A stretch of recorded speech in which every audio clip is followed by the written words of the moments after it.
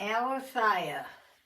That's not a name you want to give to any of your little daughters or granddaughters at all. Aletheia. I'm showing you the different times now through the Old Testament that God has saved the seed of Jesus Christ, put this little birth certificate in a bottle and has it going down the river so it makes it to the cross, and how Satan is throwing in all his junk trying to stop the river from going and stop the bottle. Well, this is a big one that he tried and it didn't work. Aletheia was a wicked woman. She was married to the king of Israel, and they had a boy. And when her husband died and her boy died, she became the queen.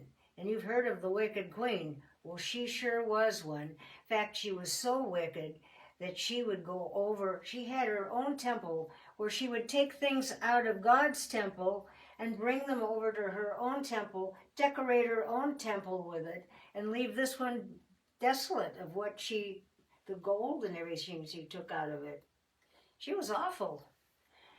Anyway, one day she heard a lot of commotion over in the temple, and she thought, what's going on? Well, I'll tell you what was going on. She had a grandson that she knew nothing about. She had 8 of her grandchildren killed, so to be sure that they wouldn't take over the throne.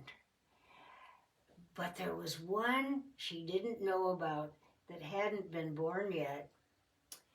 And when this little baby was born, the baby's uncle quick ran and got him and hid him.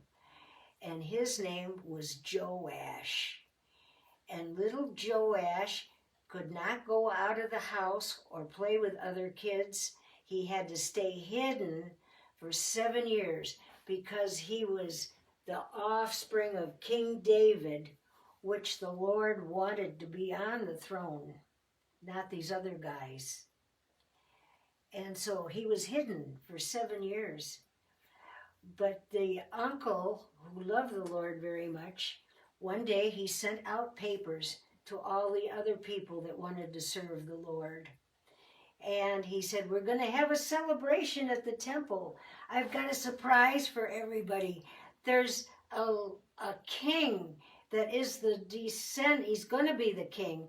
He's the descendant of David.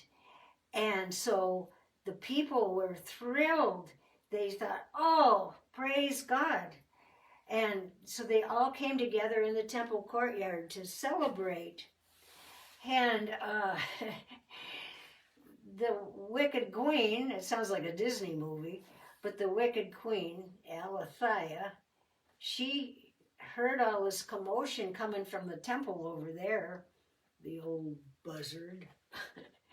And she went over there to see what was going on. And people were singing praises to the Lord. And then they put a big robe on little Joash, covered everything, I suppose. And they crowned him king of Israel, the next king of Israel. And she was infuriated. She was pushing her way through the crowd, trying to get up to the front, like, what's going on? What? And they said, I want you to meet one of your grandsons. And he hadn't even been born yet when she thought she had them all wiped out. Anyway, all of a sudden, 2 big guards came up from behind her and took her by the armpits. And they turned her around and escorted her out of the crowd, through the temple gates, took her right outside and killed her. And that was the end of her. But the reason she's that way is because you know who her parents were? Ahab and Jezebel, the worst rulers that Israel has ever had. And even her mother, Jezebel, she was so wicked. And even Isaiah was afraid of Jezebel. He was hiding in a cave. But Jezebel was so wicked that when she was looking out her window one day, down, two men came up behind her, pushed her out the window, and she fell down and she broke her neck and died. So not everything about the kings of Israel is glorious at all. But God is determined to keep his promise. And it's just like when Esther saved, in that last one, I kept calling her Ruth the last 3 times. Sorry about that.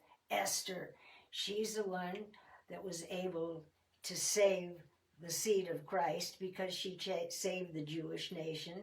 And she was even turned out to be like a great aunt of some sort to him. But God has ways of saving the seed of Jesus Christ.